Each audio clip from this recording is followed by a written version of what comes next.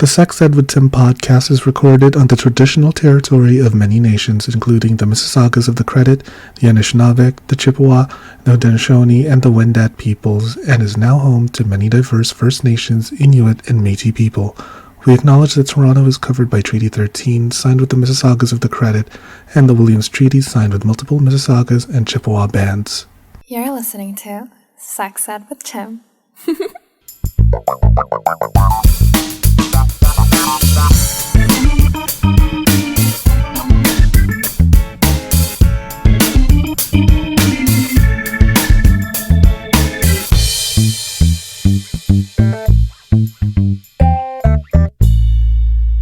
Hello and welcome to another episode of the Sex Ed with Tim podcast. I'm your host, Tim, certified sex educator. I identify as a chaotic homosexual, and I need to have a sauna all to myself because I have selfish steam issues.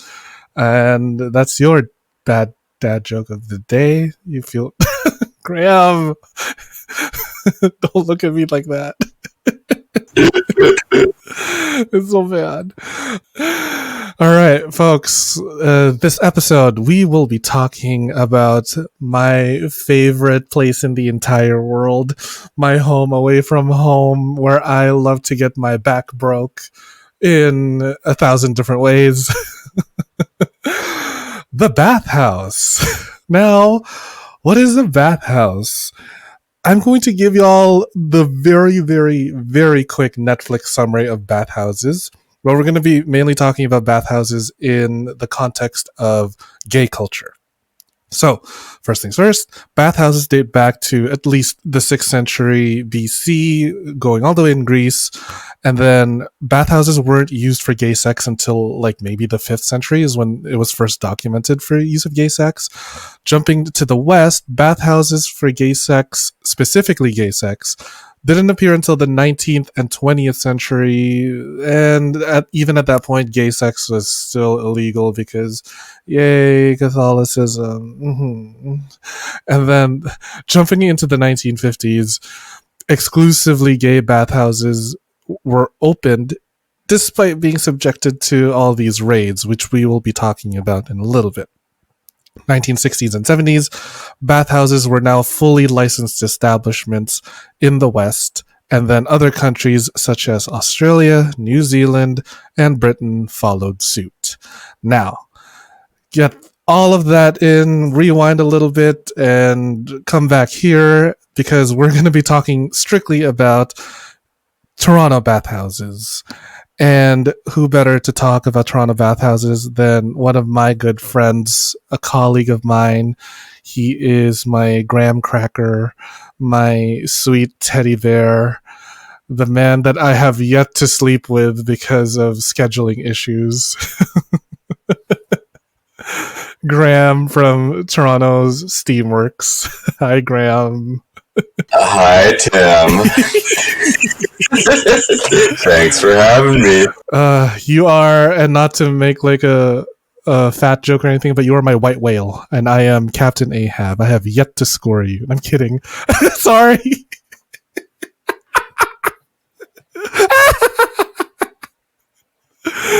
Okay. Wow. It's that kind of show.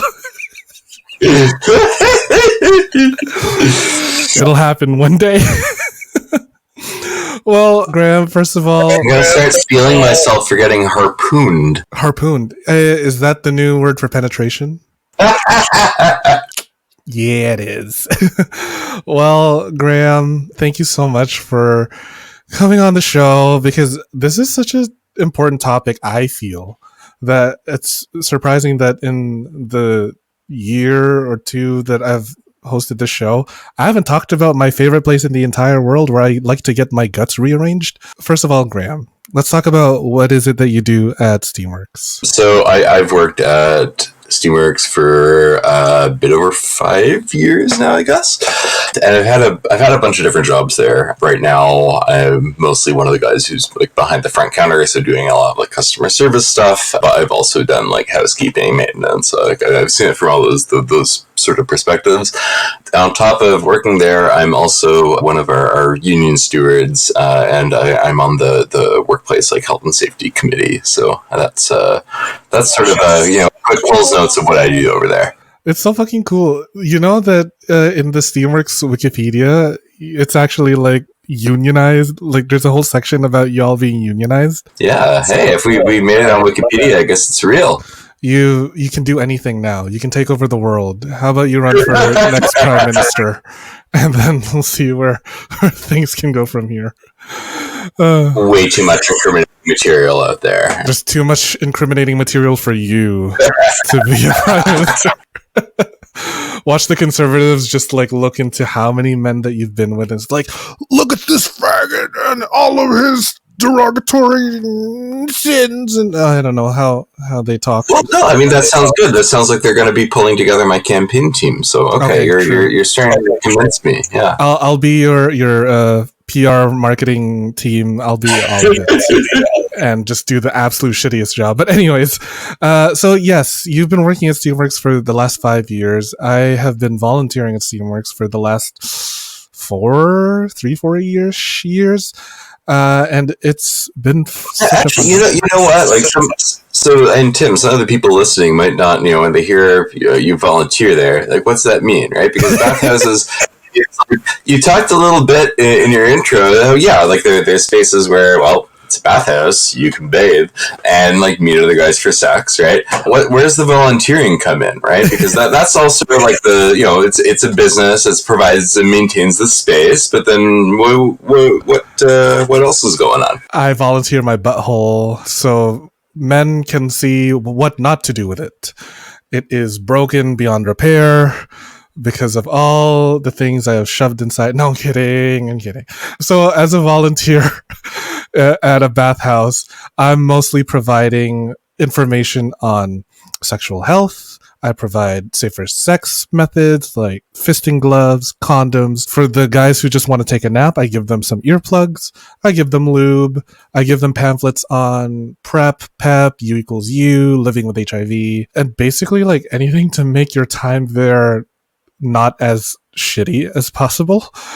And like lately, I don't know if you were able to overhear this, Graeme, but at my last shift, every single conversation I had with the guys coming to my volunteer booth has been all about monkeypox, which is so fascinating to me, which goes to show that like gay men really are on top of sexual health in terms of like the entire population, because we see it affecting us so deeply that we are taking like the most responsibility for it, a lot of accountability for it, because with any sort of like global health emergency, gay men are always going to get the brunt of the blame and all the outbreaks. It's like, it's because of you damn pillow munchers that we're in this mess. And it's like, it happened with HIV/AIDS, it happened with COVID, and it's happening with monkeypox. And I don't know, they're probably going to blame cancer on us for all I know. Some new sexually transmitted cancer. Yeah, I'm glad you mentioned that, because I think it is really, really good and really important that these spaces where we go to fuck are also places where we connect, we get education, we're linked to resources like where to get the monkeypox vaccine, right? So bathhouses have really like they've come to play this really important role, I think, in our communities. And if you go back, some of that sort of more positive community orientation wasn't always there or wasn't always foregrounded in the same way. If you go back to the 50s, like you're talking about, these are businesses that like a lot of other spots that catered to gay people, including like a lot of the bars, right? They weren't owned by queer people or not by openly queer people. There's a frequent sort of feeling that your interests aren't really being centered here, right? You're there to give them cash there, but it's not your space in the same sort of way, right? And that's something that changed in some ways over time, just with more queer business owners, and specifically more like gay men business owners. Like even Stonewall wasn't queer owned at the time. And very famous example, right? In a lot of cities, if you read descriptions of them back in like the 50s, 60s, a lot of the gay oriented like commercial spaces were owned by people with like organized crime links, right? Which is so hot. I would love to date someone in an organized crime. Oh my god, if I ever get hate crimed, I can always call an Uncle Carmine to be like, can you sick your boys over there for me? Yeah. But yeah, so like but it wasn't always like felt as like a queer space in the same way, aside from as a place where you go to spend some money and you get to use it too, but that's sort of what you're there for in the eyes of the company, right? But that's something that I think has changed in some ways. That aspect's still there. But if you go back to, like you mentioned, the bathhouse raids, right? This would have been in early 80s, 81 off the top of my head, right? Around that time, yeah. Where, there had been for years raids on gay bars, raids on like lesbian spaces, raids on the bathhouses, right? For years. But at this particular time, the police here decided to hit up a whole bunch of them at once, in the same night, in what was called like Operation Soap. What was kind of impressive is you saw this big community mobilization to sort of stand up against this. When we say that they're being raided, like we're talking about some really just humiliating and cruel treatment, right? People being just like kicked outside without any clothes, having their names put down lists, like published, so people's employers, people's families found out that they're gay and that they're frequenting these spaces. Doing it by the hundreds, like fuck. Yeah, and in response, right? We saw what up until then was probably like the biggest number of like queer people just taking to the streets in the city and demanding that this is something that had to stop, right? Well, sorry, can we rewind a second? Because why was this even a thing going on? Like, what triggered these raids? It couldn't have just been like, oh, let's attack all these gay men in their stupid little bathhouses just because we can. They must have had a reason. Not really. I mean, these are places that were definitely seen as like sleazy, as underground, as morally bankrupt, right? Dens of sin and et cetera, et cetera. That sounds like a good time to me. Maybe for you, but yeah, like they these were seen as or certainly like they were portrayed as these like dirty underground spaces, right, full of dirty underground people who aren't deserving of the same respect and dignity as everyone else, right? Of course not, because we're a bunch of sinners and degenerates. Yeah, exactly. Yeah, and so I think that sort of that big community mobilization sort of in defense of them, standing up for them as really like important spaces, I think that still has a lot of echoes today. The bathhouse, right? Like they're regular customers who were out there in the streets, like at those very demonstrations, right? And we'll talk about it. It's something that people still like think about or refer back to, I think, very often. And it also shaped how Toronto wound up navigating some issues around bathhouses and the AIDS crisis in a way that's different from what happened in other cities in North America. Because like shortly after, there had been this big mass mobilization, right, showing that there's really like a huge number of people who care about these spaces, that they're important to them, that's a part of our community. It's not something that we're going to be like ashamed of, right? That sort of helped create the context in which, unlike other cities where bathhouses were shut down by public health orders or new ones weren't allowed to be opened through the 80s and 90s, laws that are still on the books in some places. San Francisco just got rid of its one within the last year or so, which is why the Steamworks there, technically it's not in San Francisco. It's in another municipality in the Bay Area. That's so wild. Shout out to y'all in California. Hope you're getting your back broke. But unlike that, it worked out differently in Toronto, where some business owners like Peter Bokov worked with some more like progressive leaning local politicians like Jack Layton, who was on the Board of Health at the time. They pushed for allowing new bathhouses to open as like legitimate community spaces, etc., etc. And the way it was sort of pitched to get like community support behind it was that this isn't just like a place where people are sources of risk, right? Certain places where people are, at high risk of, transmitting HIV in that place, yeah. But that they're also like high opportunity contexts when it comes to actually reaching the people who you need to by partnering with organizations like what you volunteer for and the other like AIDS service groups in the city, right? Ever since then, bathhouses have been a space where people are going in, delivering education, doing some public outreach, giving people materials that they need, connecting them with other resources where they can learn more. That's been something that's been present in Toronto's bathhouses for decades now, as it is in a lot of other cities. But yeah, that I guess is sort of some of the context there, right? Even now, like I remember in May, I think before we even had any confirmed monkeypox cases in Canada, I started to have customers ask me about it because they know that this is a place where they can do that, right? Where they can possibly contract it. Yeah, but I what I meant is, they know that this is a space where they can reach out for information and where we're trying to help them out, right? The first thing that I did was, I reached out to the volunteer who was there doing outreach and asked him to try and connect me with some information I could pass on, right? And that's a great example, I think, of how, well before there was any kind of public health promotion campaign, well before there was any sort of a formal strategy, having that sort of community partnership present is something that's really valuable. It was through the word of mouth that we were able to communicate and dispense that kind of vital information. Well, word of mouth, but also meaningful relationships, right? And that's important. That's true. Yeah.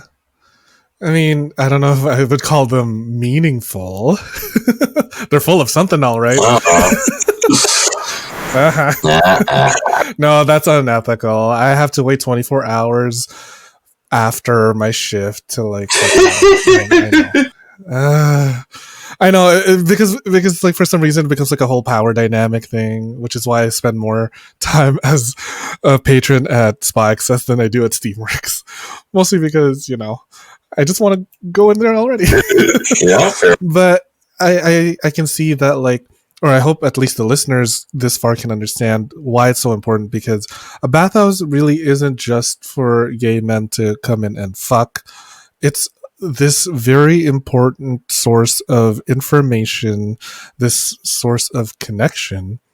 And also, I believe that a bathhouse can provide a safe space for those men who are exploring, who are still on the DL, which is why everything is always so dark in a fucking bathhouse. You can't see anything in there. Well, I think that's true, but it's also why is it that it's important for all the other things? Because it's also important for fucking, right? That's why we go.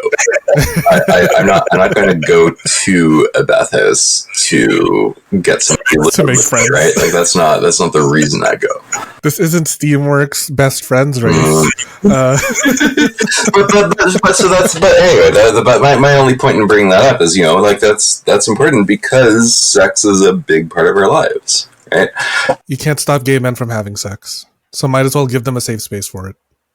Yeah, sure. Also because it's fun, right? We don't need to ask for it. So I think that's sort of what you just said hits on a very common perception that I think is really interesting, namely that bathhouses are exceptionally important for people who don't have alternatives, right? Who don't have other places where they can meet people for the kinds of sex that they want. You hear the same sort of argument sometimes about cruising in public parks, right? It's important because the reason it's there is that because people don't have alternatives, right? Or it's especially important for people who don't have alternatives.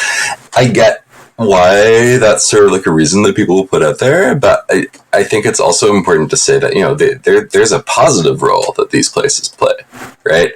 It's fun.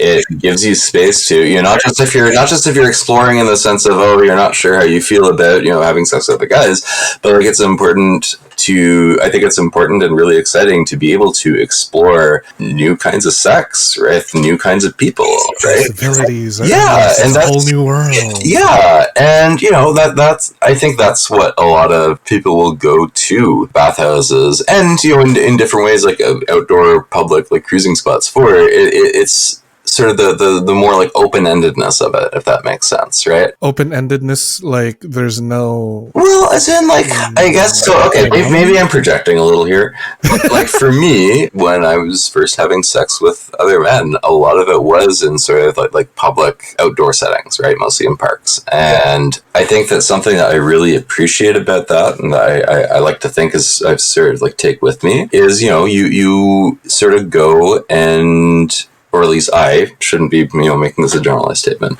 but, you know, I go and I find someone I want to have sex with who wants to have sex with me, and we figure out how we're going to do that in a way that's like exciting, right? It's a very different feeling from if you're, you know, logging onto Grindr and you see like the grid of all these people who you're able to, you know, sort of compare and slot into categories and like look, try to optimize, right? I'm not really interested in trying to optimize when you're meeting in those sorts of, you know, anonymous, like more mostly anonymous, like sexual scenarios, right? I know it's a very different sort of vibe. It's something that I really appreciate and that I get a lot out of, and I think that they play an important role for that, right? So that's why, like, even you know, people will sometimes say that the reason there are so many fewer bathhouses now is because they're less necessary now that we have like Grindr or whatever, right? I just think that, you know, there are lots of reasons why there are so many fewer of them now, but I don't think that's one of them. I don't think it's a lack of necessity, and I also think that asking whether they're necessary can be like the wrong question. It's more, you know, are they places that are important to us? Do they matter to us? Do we care about them? Yeah, then that's enough, right? Sorry, I just went off on the whole thing. I love it. Stay on your soapbox, babe. Like, don't let me stop you. No, I agree. I just didn't really think of it that way. That the reason why Toronto has like what 2 big name bathhouses is because there's really not much of a need for that safe space because we have access to sex through the internet, through Scruff or Grindr, and then whoever's able to host, really. Yeah, well, I mean that's sort of an argument that you hear, right? I think there are 3 in Toronto that I can think of, 2 downtown and 1 more in the West End. It's sort of the same argument that you hear about, you know, do we need the Village anymore, right? Is the Village obsolete now that we both, you know, have other opportunities to meet people for sex, but like also have like a higher level of general social acceptance, right? So maybe people feel comfortable living in some neighborhoods where they might not have 40 years ago, right? I think that, to be honest, is just sort of making some dubious assumptions and looking at a pattern where, you know, more businesses are closing, et cetera, that has more to do with economics and the fact that, you know, we're like in a city like Toronto, economic inequality is rising, has been rising for decades, right? Since the sort of shift from a Keynesian to, you know, neoliberal governance.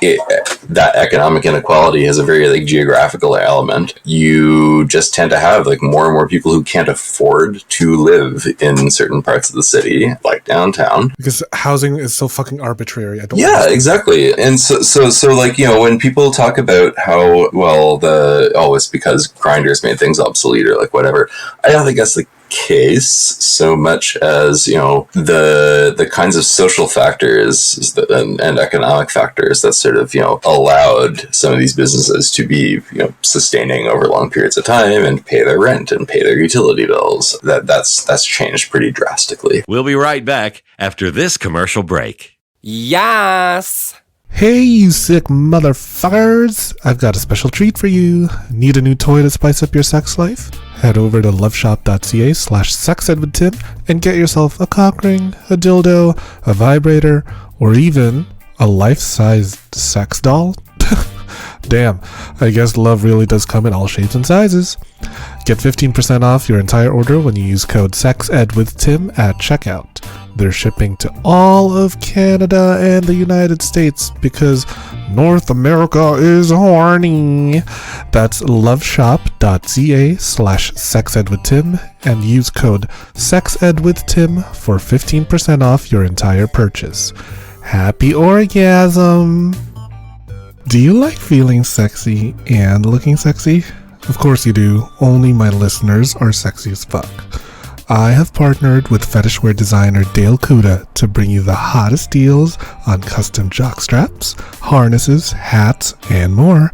Head over to dalekuda.com, that's DALEKUDA.com, and use code SEXEDWITHTIM at checkout for 25% off the entire store. Yeah, you heard me, 25% off.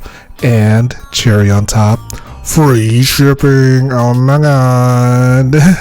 I have a few of the stuff that he has made for me, and girl, I'm wearing it right now. I'm wearing like a little jockstrap so that I could easily just like slip a little butt plug or dildo every now and then here and there, and I'm on the train, I'm just like thank you, Dale.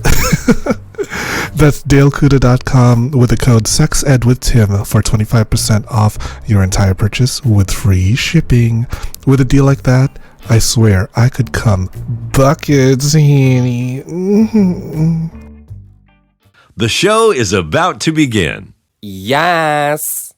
I understand that there is the argument for not as many bathhouses, but also I kind of want more. I want more. Just like how we should keep the village, or I think we should even expand the village, really. Even though some people will think otherwise. Because these spaces are so important for us to connect, to be seen, to be like heard. Absolutely. And to my mind, what does that mean, right? If we want to sort of defend these spaces and have more of them and build on them, right? And have spaces that really like cater to our own needs, well that's something that's not going to happen just through the market. There's a great little manifesto by a poet named Bruce Boone. Karl Marx. Close. But by a poet named Bruce Boone that was written, I believe, in 80, called Toward a Gay Theory for the 80s. And one of the sort of lines that one of the things he started considering is, the sort of gay liberation, gay democratic rights movement has made some limited gains, but some real gains over the last while. What's next? Where do we go from here? How do we organize, right? One of the things that he talks about is how a lot of the sort of gay businesses, like bathhouses, like the gay bars, will like to say that they're community pillars, right? That they're at the service of the community. And he says, well, we should take them at their word. What that means is having some sort of democratic structures where patrons and workers get to participate in setting policies, in making decisions that impact people's lives. Because you're the front line. Exactly. And I think that's something that ultimately, if we want these spaces to thrive in the way that we want them to thrive, and to have the kinds of spaces and the kinds of resources that we want them to have, that's something that is not going to happen if we just leave it up to the free market. We need to organize politically in order to sort of set out what we want. I think that my coworkers voting to unionize this past fall is maybe one little contribution to that. I think that in the long run, what it's going to take is for similarly other queer workers, queer tenants to organize collectively to build the power that we need to sort of stand up to some of these things. You were the driving force of the unionization too. Give yourself credit. Come on. I don't know. Something like that's never individual, right? It's collective. It only matters insofar as it's collective. So I was part of it, but I definitely wasn't the only part. All right, fine. Eat your humble pie. Jesus. Okay. Well, so now that we have this idea of like the cultural significance, why it's important to have bathhouses and why we should fund the maintenance of bathhouses, let's talk about some of the logistics of it. All right. So I'm a DL guy. I don't know what's there to do. Oh God. It's my first time having sex with another man. Oh no. What can I expect in a bathhouse? Like, what does it look like? I mean, that's a huge question. Yeah. But like, what does it look like? What are some of the things that I can like expect, or what are some of the services offered in a bathhouse that make it so quintessentially a space for gay men? What can you expect? Well, boy. Besides sex, like, Yeah, give us the layout of the thing. Okay, yeah. So, it varies from place to place, but generally speaking, like you go up to the front counter, you pay to rent either a room or a locker, and you'll receive like a key and a towel, maybe 2 towels. I don't know. Different places have different towel rules. Okay. And so, one of the questions that we get pretty often actually is like what can you wear, or what should I wear? And pretty much everyone, there's some exceptions, but pretty much everyone is just gonna like strip down to be naked, wearing a towel around their waist. Yeah, but there are other people who'll be going around wearing underwear or jock straps, whatever. But like, that's less common. I mean, that's only if you decide to go into like the in-house gym. Yeah. But yeah, generally speaking, you'll just like strip down or go work out, and then like hit out the showers, and then just go explore. Right? What exactly different ones will have will be different from place to place. Some of the really common ones, certainly, going back to the history with the name bathhouse, would be like something like a hot tub or a steam bath. Right? A lot of them will have steam baths because there is a history of steam baths sort of being used for sex between men, right? I wonder why it's that specifically. It was something that was used before gay men, or like something that gay men use specifically for gay sex. Like, what was it about the hot water that made us so fucking horny? I don't know. Have you tried it? Only one too many times, Graeme. Well, there's the answer, right? Guess it works. And of all the times I've been in the water, you've never been in there with me. So frustrating. Okay.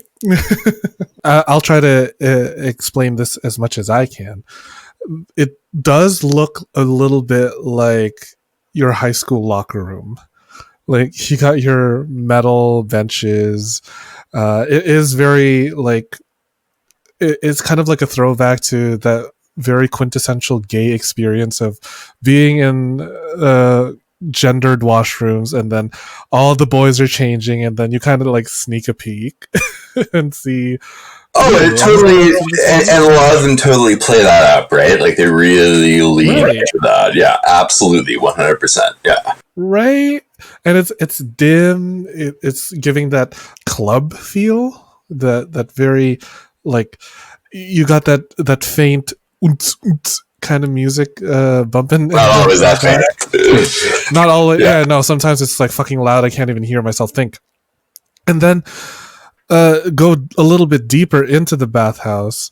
You have like a pitch black dark room. Right? Yeah, I think that's pretty common, right? Steamworks has got a few. G.I. Joe in Montreal's got some. Like it's that's just like a common thing for bathhouses. Like having like these dark rooms that'll usually have like glory holes in them, and then sometimes they'll also have just different pieces of like, I don't know, like a fuck bench or a sling, things like that. But glory holes are definitely probably like one of the more common things that you'll find there. Does Steamworks in Toronto have a glory hole? It has several. It's actually kind of funny. So if you, I don't know if this is still up here, but at one point my coworker and I were looking over the website, and it described it as having, Toronto's only slurp ramp. I don't think that's true. I think one of the others has a slurp ramp, but it made me think, like, okay, what the fuck is a slurp ramp? A slurp ramp, apparently. And some people will tell me this is like a Toronto invention, which I don't really believe, but hey, maybe. Is, you have like a sort of like a U shape, right? So you go, there's like a raised area that you can take stairs up to. I don't know why it's called a ramp if they have stairs. Anyway, you can step up to this raised area, and then there's a glory hole there. So you can either be, standing on the floor height and standing and sucking a dick through the glory hole without having to kneel down, or you're like standing on the raised platform with your dick out, right? So I guess it's you don't have to bend as much, you don't have to kneel. I don't know. I guess it's better for the knees. Actually, you should do some research. Try to ask all your other interviewees if they've ever seen a slurp ramp in their own city, because I don't believe it's a Toronto innovation. I will, because I've never personally been in the back room of the Steamworks, in the dark room, mostly because I am like very visual. So having no sense of sight is going to make me like panic. I'm like, where's my mommy? There's a little bit of light. Just, I know, but like, there's enough to see like silhouettes, but not really much beyond that. okay, fair. That's fair. Also, I'm just like, I want to see who I'm having sex with. I guess call me old fashioned, huh? You're so romantic. Forgive me for wanting to see your face. And then there are like some rooms for rent, and some like your standard room comes with like a bed. It's got a mirror. It's very small. For anyone listening, it is not a massive bedroom that you would think it is. It's literally like a broom closet size of a room. Yeah, I think if you go to the like some places will even call them like changing rooms, right? That gives the idea a little more clearly, right? This isn't like it's not a hotel. It's not. It's not a hotel. Our mattresses are not that expensive. It's like they're paper thin. Yeah, and which is kind of deliberate, right? In most places, they sort of design it with the idea that you want to be hearing people having sex around you over the walls, right? So it's the drywall is like it's tissue paper. I can hear my neighbors going, yeah, and they can hear you, right? Yeah, exactly. So yeah, I mean, like for most guys, people will either sort of, if you want to get in the room, sort of two most common approaches, right? One is you walk around, you meet people, you bring them back. The other is you just bend over with the door open, or like lie back and like show your dick, right? But sort of like indicate what you're. If you're lying back, you're at top. If you're bending over, you're at the bottom. Yeah, pretty much, fairly self-explanatory. Which is, I mean, when I first went into the bathhouse, I didn't really think that it was them advertising. There is this unspoken rule that you learn the more frequently you visit. Yeah. I mean, you can find some guides like online for bathhouse etiquette, but it's going to vary from place to place. And I think what's consistent though is I think there's a lot of like communication through body language, right? Because in a bathhouse, consent can seem kind of like a gray area at times. Yeah. I'm not sure if I fully agree with that, because like I think, or rather, I think that it can feel that way in the abstract more than it does in reality. If that makes sense. Yeah, because I hear a lot of people sort of asking, what would happen if, right? I'm not going to say that people don't, push people's boundaries, right? Some people it happens. It happens somewhat, not every day, not every week, but it happens like often enough that someone will come up and let me know, like, hey, like this guy like isn't taking no for an answer, and we deal with that. Right, that's part of what we're there for, is to make sure that people understand. Like, look, you have to be respecting the boundaries people set. Right? That's so weird because those are adults. You're grown up. Well, but this is the thing, right? And this is sort of going back to what we were talking about in terms of this perception that these are like a sleazy and underground environment, right? Some customers will come in with the same attitude that this is anything goes. Like, who are you to, right? And they're people who do act that way are often assholes, and we'll often have to ask them to leave. But like, it happens like with some regularity, right? It's a minority of people though, right? It's a small minority of people.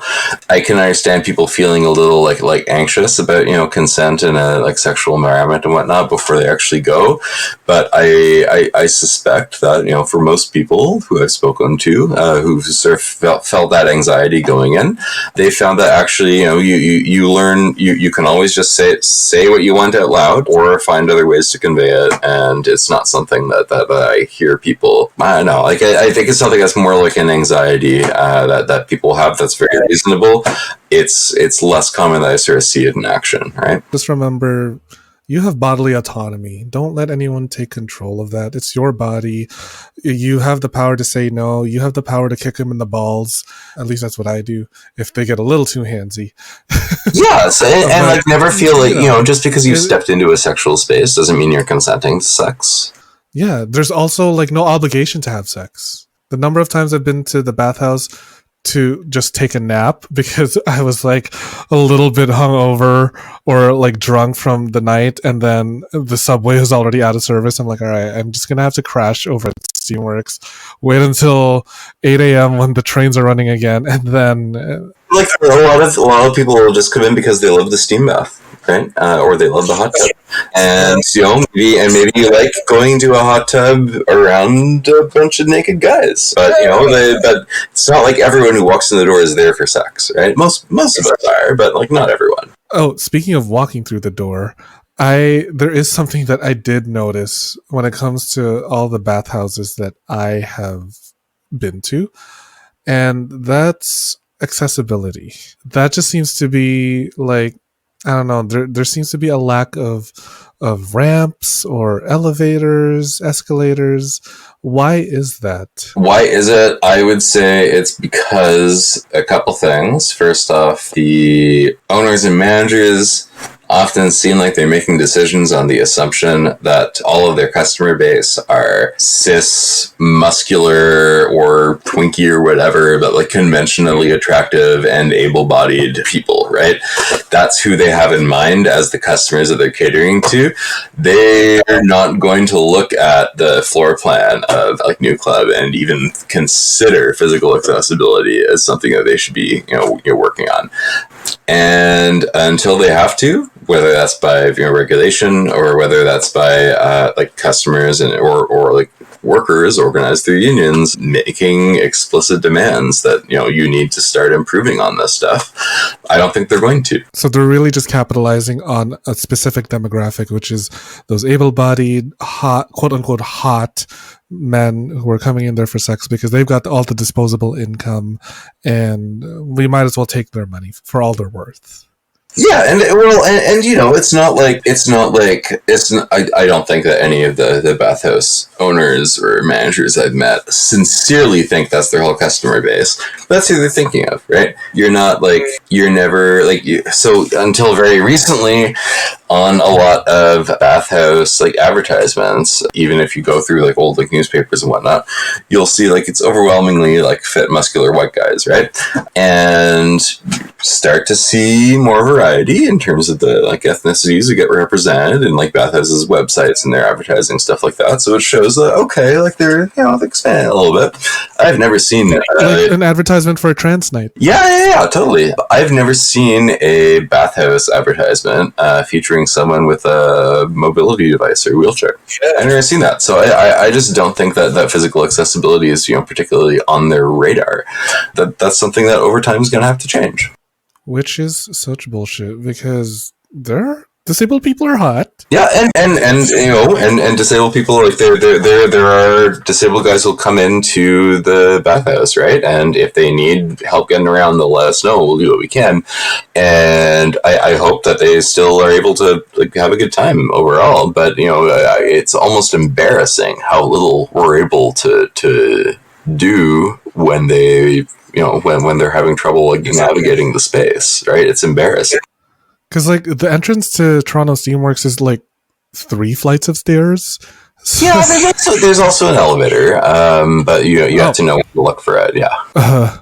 Where was that when I broke my fucking ankle? That's not uncommon, right? I think all of the bathhouses in Toronto have stairs. I think every bathhouse I've been to myself has stairs. So yeah, absolutely. I mean, I would love if the bathhouse was just like one flat floor, like a bungalow. And make I'm up the stairs, I'm like, natural ramp. Yeah. Yeah. Right? There you go. Or have a busboy carry me over Also the back or something. Right? That's why we need to fund these bathhouses. Like, what about some of the risky behaviors that you've seen? I guess I'm just asking for some personal stories or anecdotes. What are some of the wildest things that you've seen go down in the bathhouse? Oh, dear. I'm not sure how to answer that. Did someone really go through the needle bin? Like they use needles? Yes, that has happened. Yeah, that has happened, and that's just that's I think any place that has like needle disposal bins around, like that's just that's a risk that's going to happen sometimes. I've seen it happen once in 5 years. This doesn't happen regularly, and the solution is just to make sure that you're like emptying them more often, right? But that's look, that's extremely rare, and given the number of people who come in through the door, we're talking like this is not it's not a dangerous environment. I don't think, right? Like Overall, yeah. I mean, in terms of like risky behavior, like the most dramatic would be just people who try to come in with weapons, right? I've never seen someone come in with the intent of hurting people with a weapon, but yeah, trying to check in with an axe in your bag, not the best idea. That's not what happens. No, but like in terms of risky behavior inside, like I don't know. I was just curious. I've seen some pretty like wild things happen in the bathhouse. Like somebody got into some fights, but like really in general, I feel like the riskiest behavior in a bathhouse is unprotected sex, and that's really about it. Yeah, so that's that would be one thing that'll happen. I think that some of the riskiest stuff that happens, to be honest, is like if we're talking about risks in the sexual health sense, a lot of it isn't sex without condoms so much as it's sex with some odd ideas. I mean, so like what, Graeme? well, so one example, I didn't not know anyone did this until I was a cleaner. Right, and then you start to see it happen. People who wear like multiple layers of condoms at once because they think that offers more protection, when actually it just makes it more likely to tear. Right. It happens like with some alarming frequency. People who will have ideas like not like assuming that they can't get an STI if they're the top. You're right. I'm a walking petri dish. Yeah, and there's a significant number of people who will come up and mention thinking things like this, right? And I'm sure you run across some of this stuff like in your work because you're there as like one of these like sexual health like resource people, right? Experts, yeah. Oh, expert. Okay. Certified. Yeah, get it right, Graeme. Certified sex educator. My certificate is right over there. Isn't that a penis-shaped pillow? How's that a certificate? It's two penis-shaped pillows, one picture of a guy in rope bondage, and just above it is Okay, so don't worry, listeners. Tim is in fact certified. But yeah, so jumping back, right? I think like if we're talking about like risks, the main source of risk, I think, is just when people don't have the information that they need to make informed choices and make choices about how they're going to do things and what kinds of different like harm reduction measures they might need to take, right? That's what I'm here for. Yeah, but there are a lot of there's a lot of misinformation about sex, about our bodies, especially for queer people. And one of the things that I really love about working at a bathhouse is you really you get this huge cross section of our communities. Right, like you meet people who are like investment bankers, you meet people who are homeless, you meet people who have just moved to Canada in the last like week, right? You meet people who are like traveling from all over the place, every kind of body imaginable, with every kind of life story imaginable, right? So you just get to look at naked bodies all day long. Yeah, but like you have this huge variety of people coming in, and what a great opportunity for them to be able to get connected with like knowledge, right? But also, people come in with all kinds of different preconceptions and all kinds of different ideas about what is riskier, what is less risk, what are things that need to be said out loud, what doesn't, right? And I don't know, that's something that I like about it, is that it is this place of sort of people from all kinds of different experiences and all kinds of backgrounds sort of like coming together and having some like very like intimate and often like vulnerable moments with each other, right? I think that's beautiful. I think it's like the Grand Central Station of gay sex. The Grand Central Station is the Grand Central Station of gay sex. Or so I hear. You go over to the public bathroom. I just want to also provide some context as to how important these bathhouses were, or if you can provide some context as to the importance of having a bathhouse or a gay space in the context of a pandemic when we're all so isolated from each other. How important was keeping these bathhouses operational? Did it survive the pandemic? What are your thoughts on that? Yeah, well, the one I work at did. Some of them did not. Some bathhouses and some cities have closed down either during like the whole like closures or more recently. I met a lot of regulars like outside at some of the like outdoor like cruising spots while the bathhouses were closed, and it was cool to see hey, like they're finding alternatives, right? You don't think about this necessarily. I know people who didn't get an HIV test all the way through the pandemic because they were still having sex with other guys, but where did they go to get tested regularly? At the outreach booth at the bathhouse, right? I know people who would have wanted to talk with someone in person in a language that they in their native language about starting on something like PrEP during the pandemic. And where is it that they used to be able to do that? By seeing people like doing like outreach there, right? So that's super important. And we see why that's so important with the monkeypox response that we've been, having like here in Toronto. So Toronto has like 3/4 of the monkeypox cases in Ontario have been reported here. It's a big center of it, right? I had customers at the bath like asking me about it and asking, what can we do? Is it safe? What can we do to make sure it's safe? But since before there were any cases confirmed in Canada, so this is something that our community's been thinking about, right? And because we have since its inception, and because we have this sort of network, this institutional network of organizations that have experience reaching out to the community, have relationships with the community, that's made, I think, some of the community response to monkeypox help be like as effective as it has been. I think that it's been really useful to have people, who've been impacted by some of the sort of like anti-vaccine rhetoric that's flown around over the last 2 years, yada, yada, yada, or just, people who are jaded because they've seen that frankly, public health has basically given up on assisting us with, avoiding getting infected with COVID-19, who've gotten kind of jaded on it, right? And so I think it was important for them to be able to get information about monkeypox, about the vaccine, about what steps we can take from sources that they trust that are rooted in the same communities, right? So that I think has been really important. And frankly, like it drives home to me why it matters to have these organizations being present and having the resources that they need to do that active outreach. And yeah, I mean, money, right? When I started working at the bathhouse, I think there were at the time like 5 organizations that did active like outreach, and now it's just 1 because these other service organizations have missed out on the grants that used to fund that work. And when they aren't able to get the funding that they've relied on from the Toronto Urban Health Fund, they don't all have ACTS resources. They don't all have the resources of they certainly don't have the resources of the province.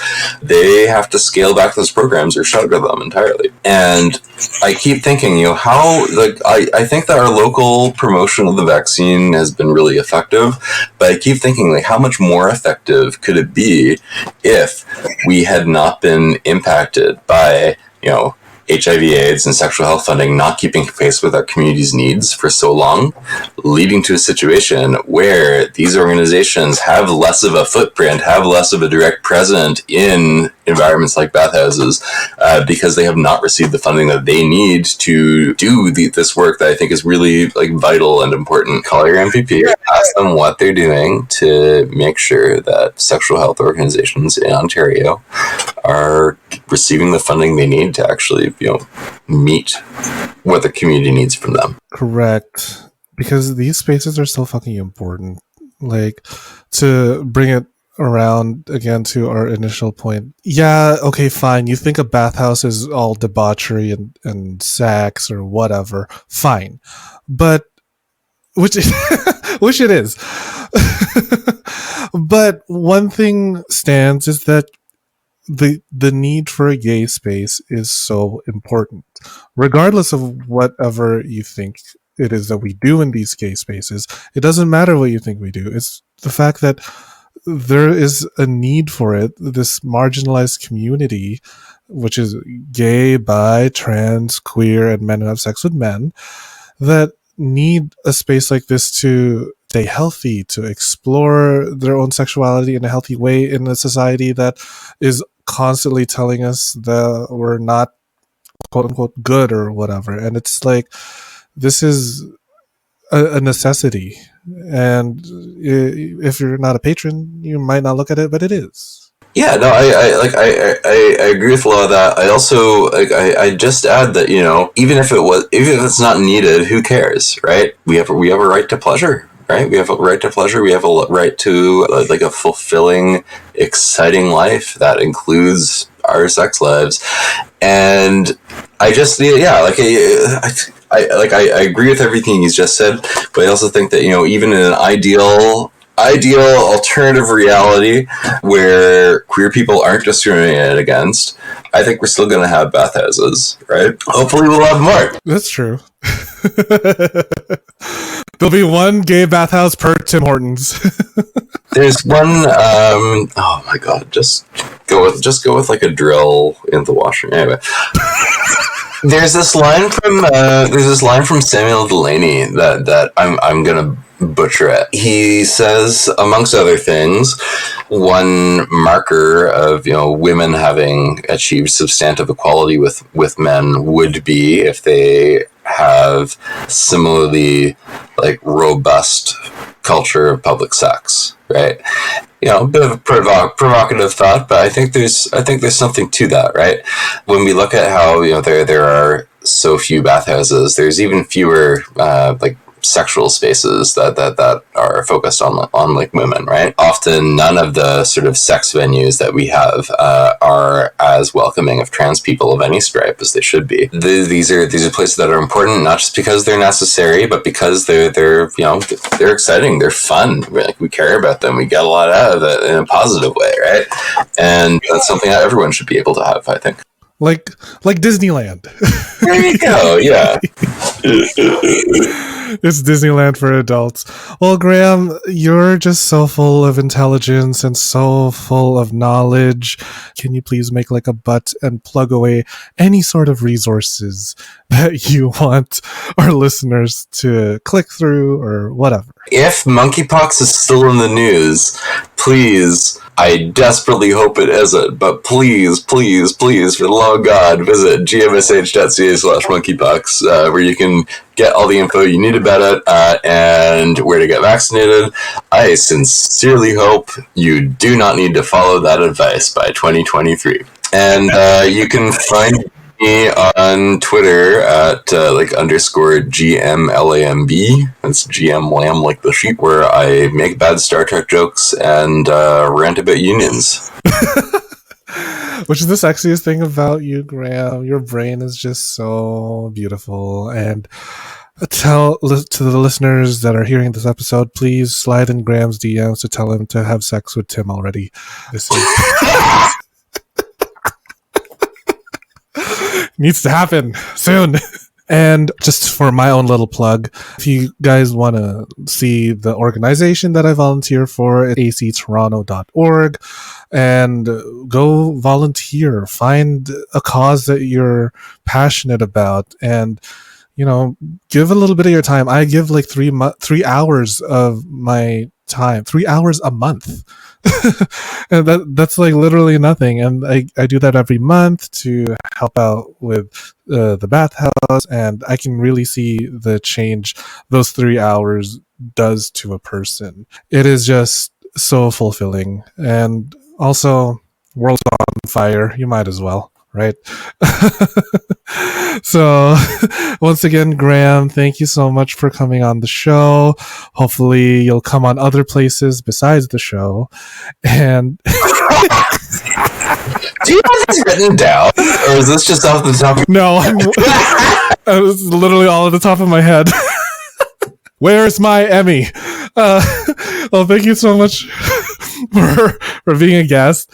And to all the listeners that have made it this far into this chaotic ass conversation, thank you so much for listening to another episode of the Sex Ed with Tim podcast. Please don't forget to rate, review, and subscribe wherever you get your podcasts. I will see you at the next episode. Mwah! Thanks for listening to the Sex Ed with Tim podcast. Sex Ed with Tim is created and produced by me, Tim Lagman. Music is Aces High by Kevin MacLeod. Follow me on Twitter and Instagram at GaySlutClown and at Sex Ed with Tim. You can also like and follow me on the Sex Ed with Tim Facebook page. If you enjoyed the show, please rate, review, and subscribe on Apple Podcasts, Spotify, or wherever you get your podcasts.